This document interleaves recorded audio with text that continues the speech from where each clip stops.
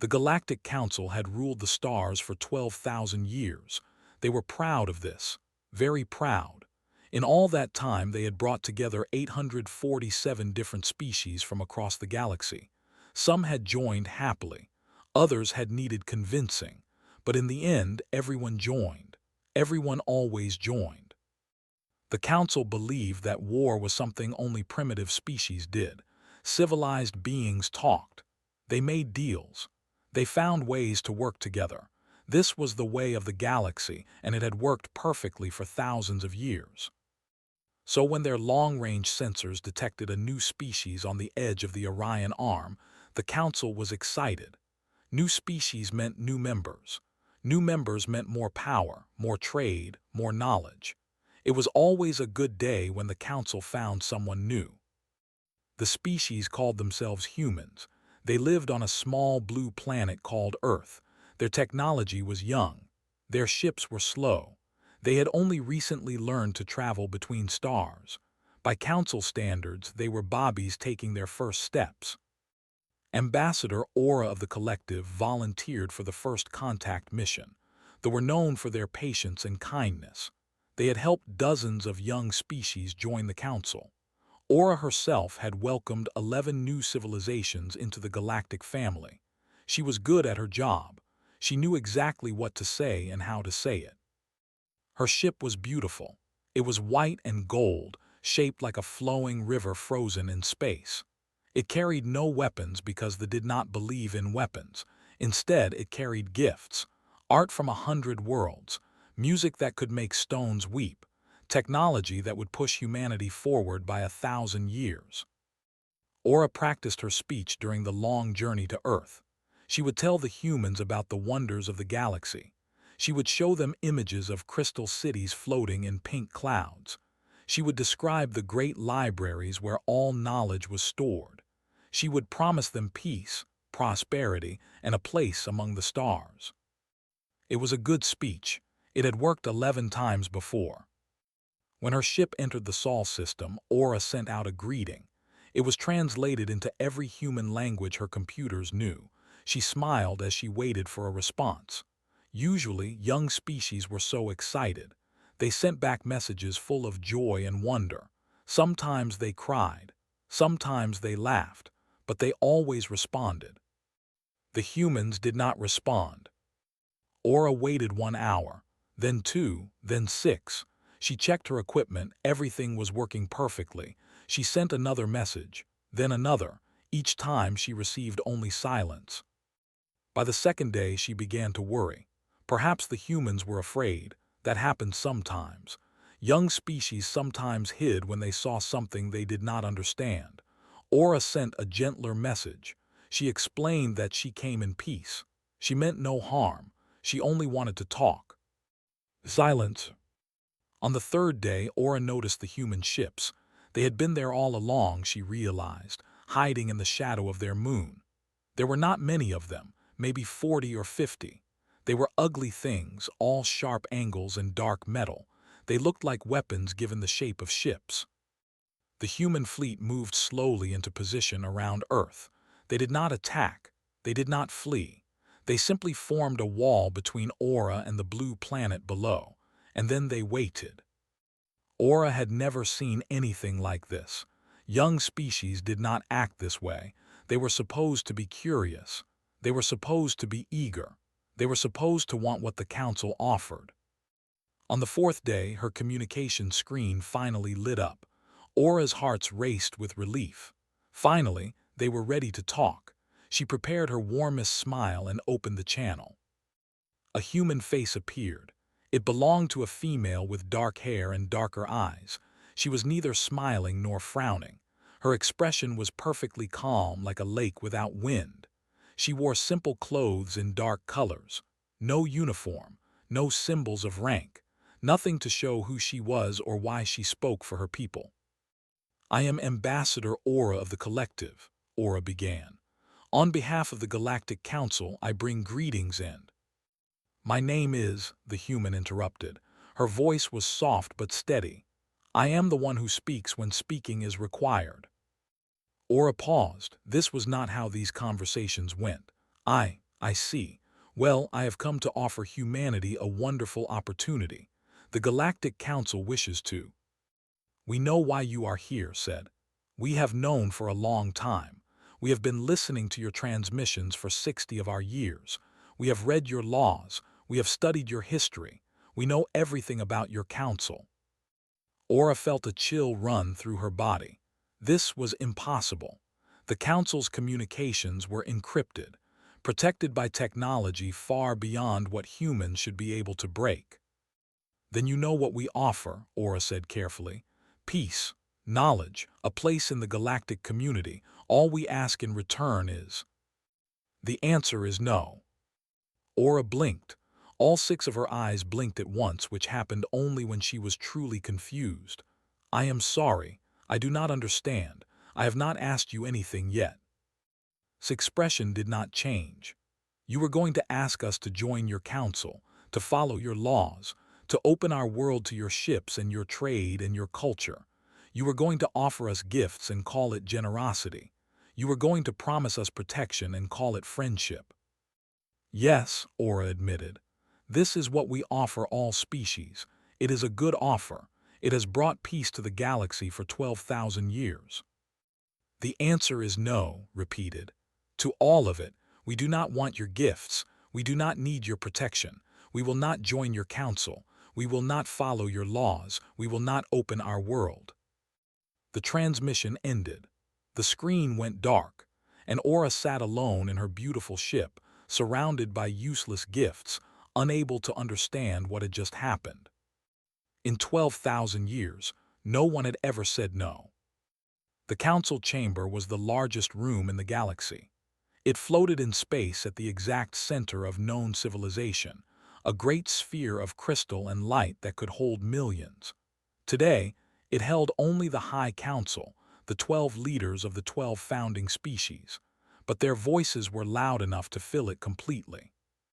Impossible, shouted of the Federation. He was massive, nearly 4 meters tall, with skin like gray stone and arms thick as tree trunks. When he spoke, the floor shook. No species refuses the council. It has never happened. It cannot happen. And yet it has happened, said High Chancellor of the Crystalline Hegemony. His body was made of living crystal, blue and beautiful, and his voice rang like a bell. Ambassador Aura's report is clear. The humans said no. Then the ambassador made a mistake, insisted. She said something wrong, she offended them somehow. We must send someone else, someone better. Aura stood at the center of the chamber, her bioluminescent skin flickering with stress. The lights that ran along her arms and face pulsed between blue and purple, showing her shame. I made no mistake, she said quietly. I followed every protocol. I spoke every word correctly. The humans simply refused. Tell us again, demanded of the shadowed ones. She was hard to see, even in bright light. Her species lived in darkness and carried that darkness with them wherever they went. Tell us exactly what this human said.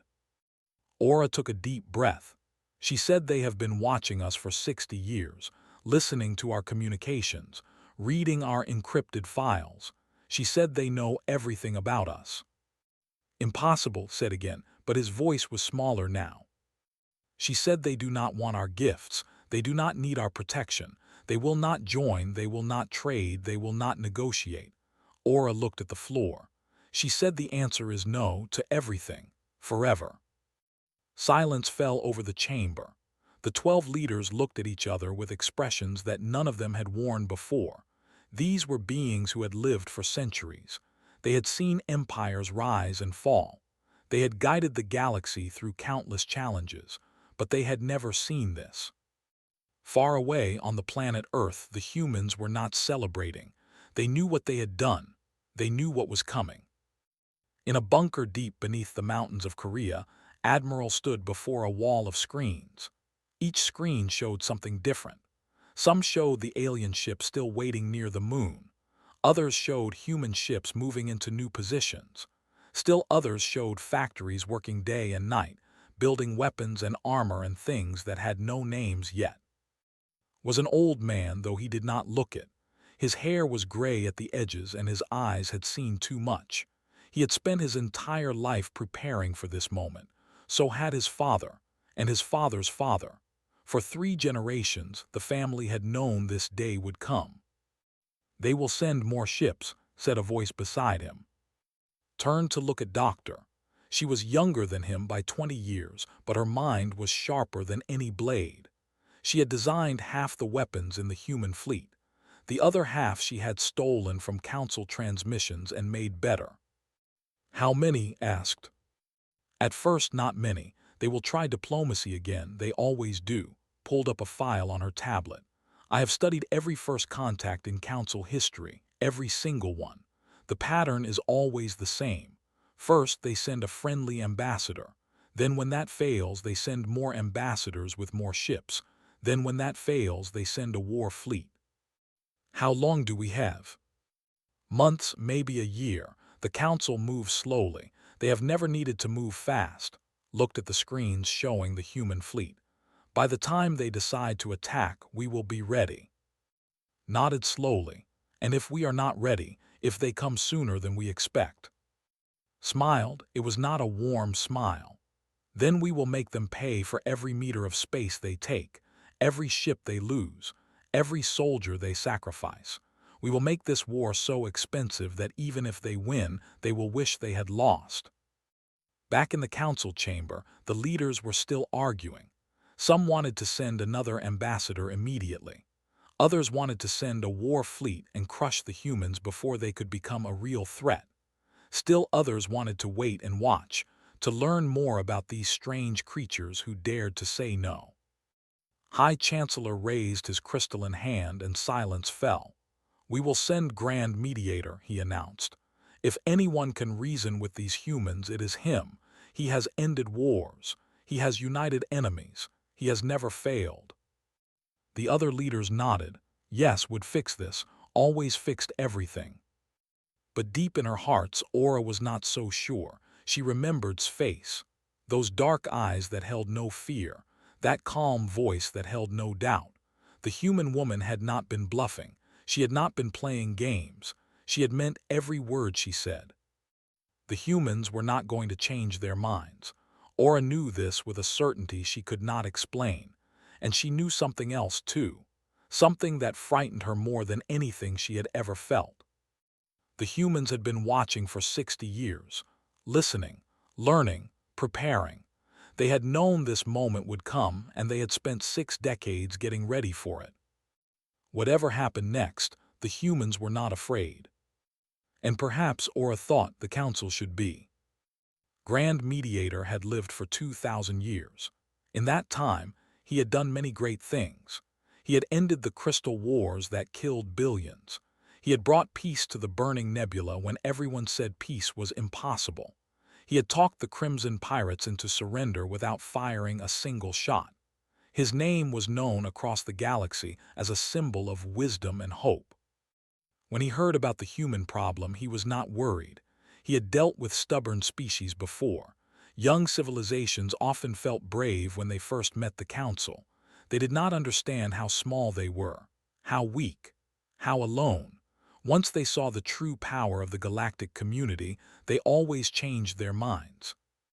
Traveled to Earth with 47 ships, not warships. No, that would send the wrong message. These were diplomatic vessels from the 12 founding species. They were beautiful and impressive, designed to show the glory of the Council without threatening anyone. Each ship carried ambassadors, scholars, artists, and gifts. It was the largest diplomatic mission in Council history. When the fleet arrived in the Sol system, expected to see the same small human force that had met Aura. Instead, he saw something that made his old heart skip. The human fleet had tripled in size. Over 150 ships now hung in space around Earth. And these were not the ugly, simple vessels that Aura had described. These were warships, real warships. Their hulls were black as the void between stars. Their weapons glowed with energy that sensors could not identify. They moved together like a single creature, perfectly coordinated, perfectly silent. "How is this possible?" whispered Ambassador OK, who stood beside on the command deck. "They had 50 ships 2 months ago. Where did these come from?" Had no answer. Building ships took time. Years, usually. Decades for warships of this size. The humans should not have been able to do this. And yet, there they were. A single shuttle separated from the human formation. It was small and simple, without weapons or shields. It flew directly towards flagship and requested permission to dock. "One person," reported the sensor officer. "Human female, no weapons detected, she is alone." Straightened his robes. "Let her come, I will meet her in the reception hall." The reception hall was the finest room on the ship. Its walls were covered with art from 100 worlds. Its floor was made from stones that sang when you walked on them. Light fell from the ceiling like gentle rain, soft and golden. It was designed to impress, to overwhelm, to make visitors feel the weight of council power and beauty. Walked in like she was entering her own kitchen. She was exactly as Aura had described. Small, dark hair, dark eyes, simple clothing, no jewelry, no symbols of rank, nothing to show that she spoke for an entire planet. She looked at the priceless art without interest. She walked across the singing stones without listening. She stopped in front of and looked up at him without fear. Was tall even for his species. His body was thin and covered with smooth, silver skin. His eyes were large and kind, designed by evolution to make other species trust him. His voice was deep and warm, like a father speaking to a child. "Welcome," he said, spreading his forearms wide. "I am Grand Mediator. I have come to speak with humanity about our shared future." "I know who you are," replied. "I have read your biography, all 6,000 pages of it. You are very good at making people agree with you." Smiled. "I prefer to think I am good at helping people see the truth."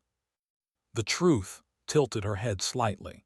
"And what truth would you like to show me today, Grand Mediator?" "The truth that the galaxy is better together, that no species can stand alone against the darkness between stars, that the Council offers protection, knowledge, and prosperity to all who join." Leaned forward, his kind eyes meeting her dark ones. "Tell me, what does humanity truly want? Every species has needs, territory, resources, technology. Name your price and we will find a way." Was quiet for a moment. When she spoke, her voice was soft but clear. "You have made a mistake, Grand Mediator. You think we are negotiating. We are not." "Everything is negotiation," said gently. "Life itself is negotiation.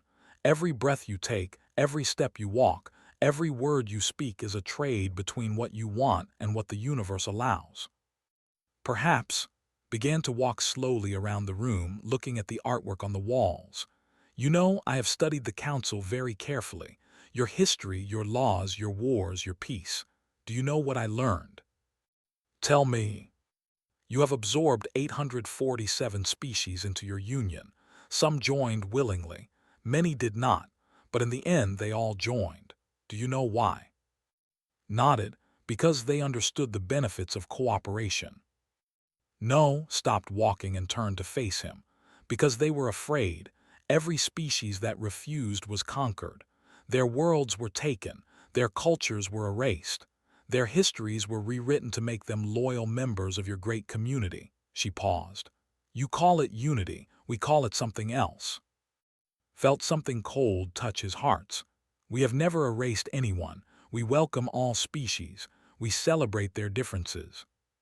"You celebrate what you allow them to keep." Eyes were steady. "They had 7,000 languages before they joined, now they have one. They had 1,000 gods, now they worship the Council Charter, they believed in absolute peace. Now they build diplomatic warships." She stepped closer. "You do not destroy cultures, Grand Mediator. You digest them, slowly, gently, until nothing remains but another obedient member of your family." The room was very quiet, could hear his own heart's beating. "Humanity will not be digested," said.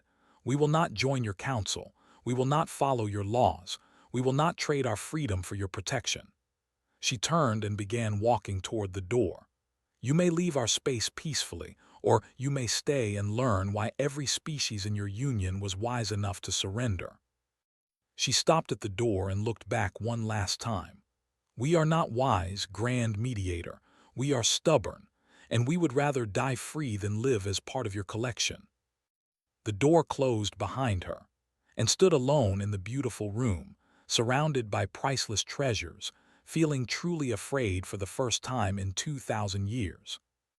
The humans were not going to negotiate. They never had been. And now, somehow, he had to explain that to the council. The council had never known panic. Panic was for primitive species. Panic was for creatures that had not evolved beyond fear. The 12 founding species had ruled the galaxy for 12,000 years precisely because they did not panic. They planned, they calculated, they controlled. But when this message reached the council chamber, something changed. The recording of his meeting was played on a screen the size of a moon.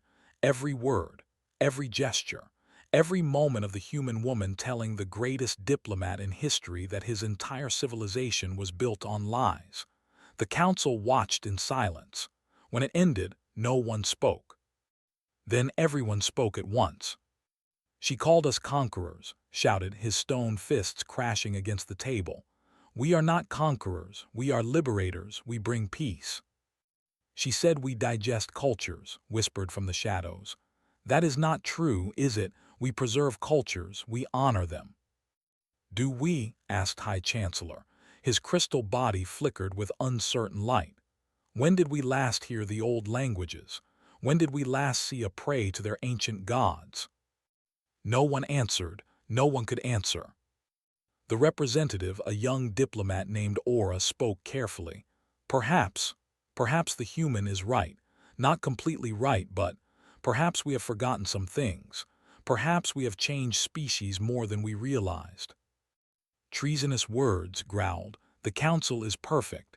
The council has always been perfect." "Nothing is perfect," said quietly, and the human knew exactly where to strike. She found our weaknesses, our buried doubts, our hidden shames. He paused. "She has been planning this conversation for decades." On Earth, the humans were watching too. General stood in the command center beneath Sol, surrounded by her officers. They had intercepted the council transmission. They always intercepted everything. 60 years of listening had taught them exactly how to crack council encryption. "They are arguing," reported Lieutenant from his station. "Badly. I am counting 17 different conversations happening at once.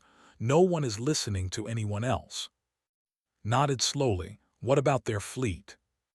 "The diplomatic armada is holding position, but their formation is breaking down. 3 ships have already left. 7 more are powering up their engines." Looked up from his screen. "General, I think they are scared." "Good." Turned to face the main display, where the council chamber argument continued. "Fear makes people make mistakes, and the council has not made a mistake in a very long time. They have forgotten how." In orbit, the council armada was falling apart. Admiral of the crystalline hegemony tried to maintain order, but order was impossible. Ships from different species were moving in different directions. Some wanted to retreat. Some wanted to attack. Some wanted to wait for instructions that were not coming. "Form up," commanded over the fleet channel. "Maintain positions, do not break formation." "We take orders from our own governments," replied a captain coldly, "not from crystals." "This is not the time for species politics," shouted. "We must present a united front." "United?" the captain laughed. It was not a pleasant sound. "We have not been united since we arrived. Look at the human fleet, Admiral. Look at how they move. Every ship in perfect position, every weapon ready. They do not argue, they do not debate, they simply wait." The captain's voice dropped. "They are predators, Admiral, and we are acting like prey." Looked at the human formation. The captain was right. The human ships moved like a single organism. No wasted motion, no confusion, no fear. They had been preparing for this moment for 60 years, and it showed. His own fleet had been together for 2 months, and was already tearing itself apart. Back on Earth, Doctor joined in the command center. She carried a tablet filled with data. I have been analyzing council communications, she said. Their alliance is weaker than we thought. Explain. The 12 founding species do not trust each other. They never have. They stay together because they fear what would happen if they separated. But that fear is based on external threats, pirates, natural disasters, unknown dangers. Pulled up a chart. When they look at us, they see something new, an enemy that does not attack, an enemy that simply says no. They do not know how to fight that. Their whole system is designed to absorb resistance, not face it. Studied the chart. You think they will break? I think some of them already want to. The sovereignty has been unhappy for centuries. They are questioning their role in council violence. They never stopped believing in their old gods, no matter what they say in public. Set down her tablet. The council is not an empire, General. It is a collection of frightened species hiding behind a pretty name, and just showed them that the name means nothing. High above the earth, shuttle returned to the human flagship. Captain was waiting for her in the hangar. How did it go? He asked. Removed her simple jacket and handed it to an aide. Exactly as planned. Is confused. The council is arguing. Their fleet is fracturing. And now? Now we wait. Walked to a window and looked out at the council ships. Some were leaving. Others were moving closer together, seeking safety in numbers. None of them were forming attack positions. They have never met a species that did not want something from them. They cannot understand us. And what they cannot understand, they cannot defeat. Joined her at the window. What if they attack anyway? Fear makes people dangerous. It does, agreed. But fear also makes people hesitate. And the longer they hesitate, the more their alliance crumbles. She turned to face him. We do not need to win a war, Captain. We just need to not lose one. Every day that passes without a battle is a victory for us. Every argument in their council chamber is a victory for us. Every ship that leaves their fleet is a victory for us. And if they never attack, if they just leave. Smiled. It was the first real smile she had allowed herself in months. Then we win without firing a shot. And the galaxy learns that the council can be. That lesson alone will change everything. In the council chamber, the argument continued. 3 species had already announced they were withdrawing their ships from the diplomatic mission. 4 more were demanding emergency sessions to discuss humanity's unprecedented aggression. They wanted to try more diplomacy. They wanted to send warships. The crystalline hegemony wanted everyone to stop shouting and think. No one could agree on anything, and while they argued, the human fleet waited. Patient, silent, unafraid. For the first time in 12,000 years, the Galactic Council did not know what to do, and that uncertainty spread like poison through every species, every world, every ship in their vast alliance. The humans had done something impossible. They had made the rulers of the galaxy afraid. And fear, once planted, is very hard to remove.